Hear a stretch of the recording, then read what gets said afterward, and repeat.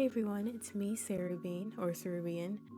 I'm back with another speed build, and this time I have a microphone so I can actually do a voiceover, and hopefully I can do like other kinds of videos like let's plays or, you know, something different.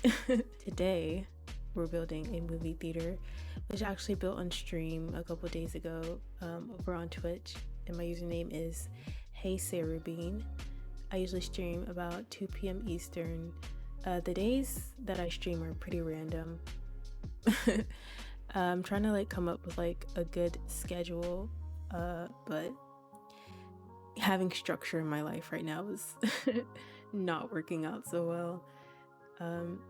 So yeah, I actually enjoyed streaming this. It was nice having like live feedback because I was definitely having a hard time coming up with like ideas for the build, and like for the exterior and the interior, like whether I wanted to do like modern or like a more traditional cinema type approach. But I'm glad that I finally figured it out. So usually when I come up with my build ideas, I have them on sticky notes. Like I draw them out on sticky notes. Like whenever the idea enters my brain, I'm like, I need to grab a sticky note or else this idea is just gonna be gone from my brain. I have like a stack of sticky notes on my desk full of like chicken scratch drawings, but it really does help me out, like plan out floor plan and where I want things to go. So there's a lot of features to this build. There's a bowling alley, a kid's birthday room, and an arcade room as well. And there's obviously 2 movie theater rooms. And so the movie theater rooms are actually really cool. They're basements, but they're also like the ceiling is open so you can like see into it. And I used the platform tools to kind of do that leveled seating that you see in movie theaters, which I thought was really neat. I really like this new platform tool. I think it's so incredibly useful and versatile. You can use it for so many different things, and I probably would not have been able to execute the movie theater the way I did without it.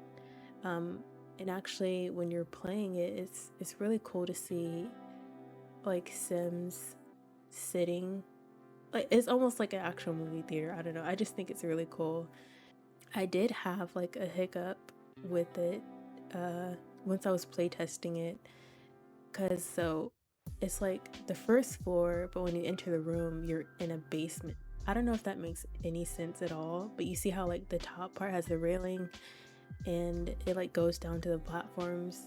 So the platforms are in the basement, but the top part with the railing is on the first floor. So it was hard trying to make it so the Sims could walk because the stairs didn't work.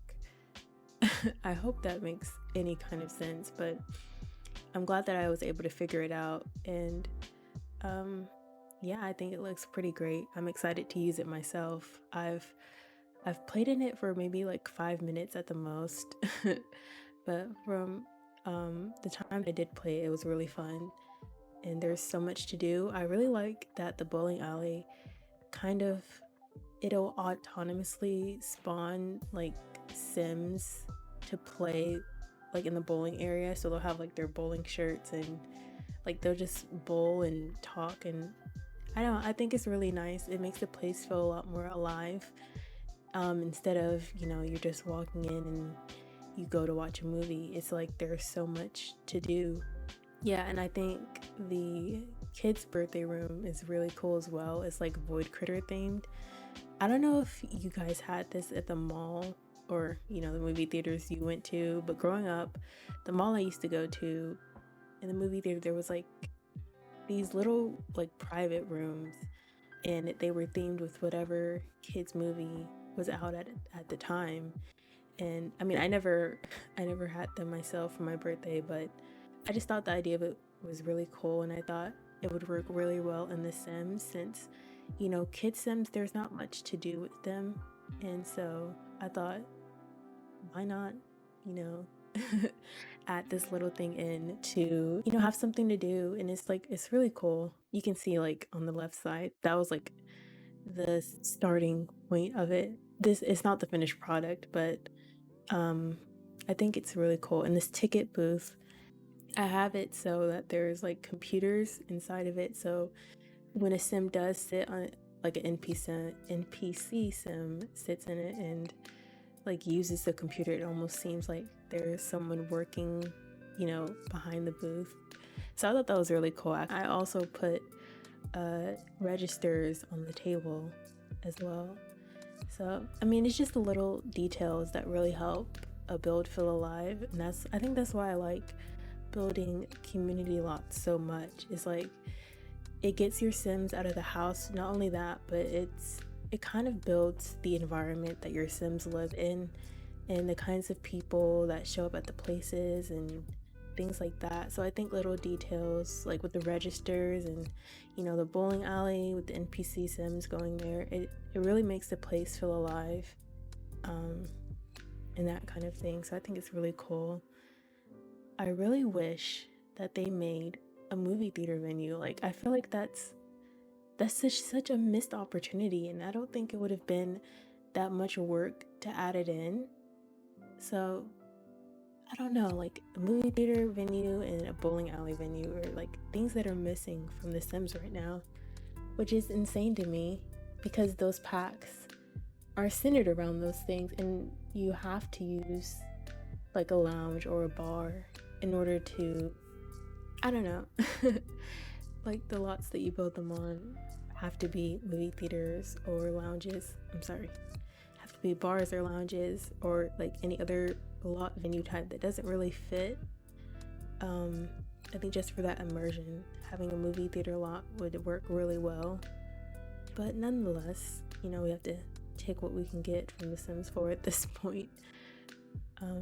Yeah, I had another idea for the movie posters out front at the front of the build. I wanted to use, there's like these digital screens or like signs, street signs that came with City Living, and they change. I don't know if you guys know what I'm talking about, but like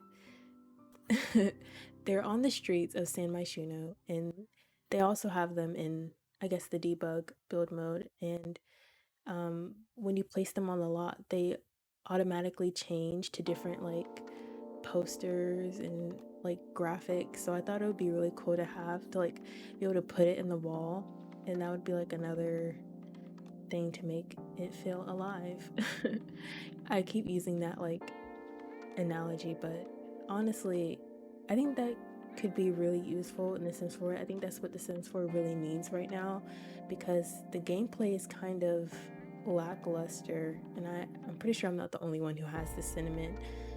I feel like The Sims really needs a lot more into it, and I don't know if I've ever said this before, but The Sims 4 is actually my first Sims game that I've owned, that I've played extensively. Of course, I've like, you know, you go to your friend's house and you play The Sims 2 on like a hunchback computer. So I've played The Sims before, but I think I have like almost 7,000 hours in The Sims 4 at this point. And so I've definitely noticed a lot of things that are lacking, especially when you compare them to past iterations of The Sims in this franchise. There's definitely a lot more that could be done to flesh the game out. And I actually really like this cardboard cutout little thing. I really wanted it because, you know, like in movie theaters, they have like these cutouts of like promotional advertisements of whatever movie is going to be coming out. And like you could take pictures in front of them, and I don't know, I thought it'd be really cool to add. And what I didn't know when I was building this is that they actually have, I was Get Famous, they actually have like the freezer bunny, the void critter, and the Kula orange thing. They actually have like the actual cutouts of them. So I'll probably go back and do those instead of what I did, because I feel like it looks kind of wonky the way it is now. Because like the robot doesn't really match with the void critter and that kind of thing. So I'll probably go back and edit that in. And I wanted this center to be a bit more, like I wanted to add more dimension to the center of the build, so that's why I did the raised platform with the bar kind of thing. I didn't want it to just be like very flat and you just walk in and it feels kind of empty, so I wanted that kind of dimension. And I think those kinds of small details really matter in a build. Like you add dimension and depth, and you know, you really pay attention to the color scheme. And those are a lot of things I've picked up in the time that I've been building. Like I look at my past builds and I'm like, I've definitely improved a lot.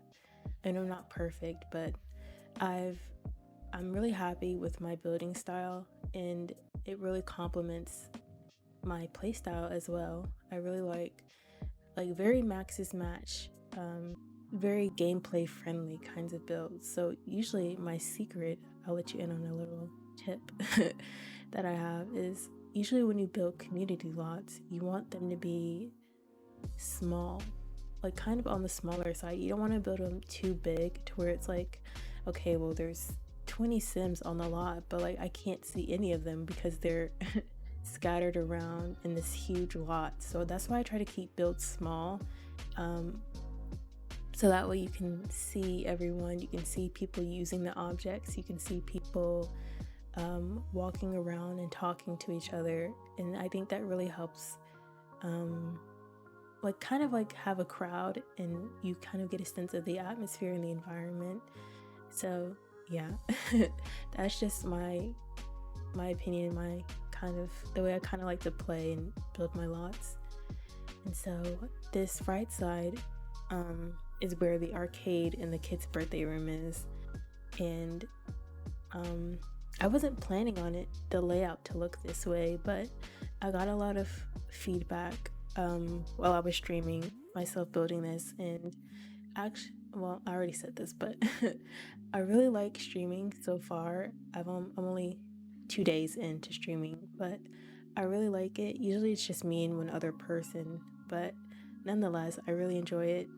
I really like I said, having that feedback, and I don't know, it's just nice. It really helps me focus, because usually when I'm just building like normal, it takes me like a week to finish a build, but this time it only took me 2 days. And yeah, I think I'm probably gonna be streaming every time I build something because I can do it a lot faster, and I want to build a lot faster. Like I see other people and they're like it only takes them like a day and they have like 5 builds done. I want to get to that level. I don't know, I just get so distracted. I don't know if it's because I have a bad sitting desk chair or what, but I cannot sit in my chair for too long or I'll have to go lay down. Like I'll be building for like 5 minutes and I'm like, you know what, it's time for another break. And I'll just be on my phone for like an hour or something like that. So definitely streaming has helped me keep my focus and like actually sit down and, you know, get things going. So I really enjoy that. And here is the arcade room, which I really like. I'm really glad that it worked out because, you know, it's kind of a small room, but I'm glad that, you know, the Sims can actually play. And I think that's really fun. It's just so weird that, you know, you wouldn't expect an arcade machine to come and get together. Kind of like the same idea I have with the paranormal pack that we got recently. So we have paranormal, we have spooky stuff, we have vampires, realm of magic. Like those are all separate packs, but they're the same general theme. I really feel like they should start adding all of that stuff into one big pack instead of making us pay like 7 separate times, you know, for all these different packs just to have that complete like supernatural feel to the game. But I'm kind of just tired of paying for different packs that are that should be in one pack. You know what I mean? That kind of really irritates me, grinds my gears. Because you want to get the most out of what you're paying for, you know what I mean? You don't want to get something that's half done and you feel like you have to buy another pack And the packs are not cheap. They're really not. $40 and $30 or here and there is definitely not cheap for the average person to be paying that much for incomplete packs.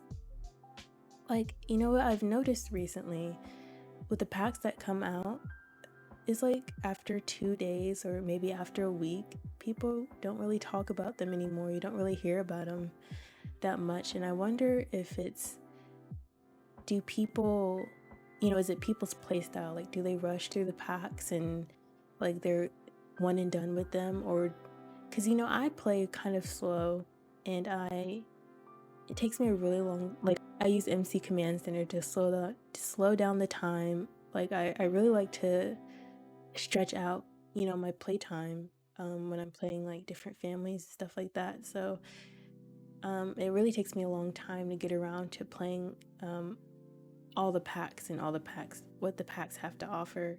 So, and I'm not trying to like pin the blame on anyone or anything like that, but I just wonder, like, what is the reason behind people, the packs come out and people just don't feel like talking about them anymore? I think it's really something to be said, something to take notice of, something that needs to be improved on. Like the longevity of the packs really isn't there, you know what I mean? Like even with Snowy Escape, I really enjoyed that pack, but I don't really get much use out of it. Like I really wish they added like The Sims 3 I think had the skate ramp kind of thing that you could use for snowboarding. I think they should have added that into the Snowy Escape pack, just so that I could use it in different worlds, because I don't always want to go to Mount Komorebi to go snowboarding, and because it doesn't really fit with with the family I'm playing. Like they can't really afford to travel, that kind of thing.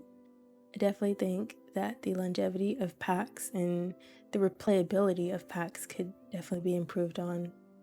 This is like the farthest I've made it when I'm doing my takes for the voiceover. Like I've done like 70 takes so far, and I've had a hard time like coming up with things to say. So this definitely is not as easy as I thought it would be, but it's kind of fun. I really am enjoying making speed builds and streaming and like creating content. I'm really enjoying it so far.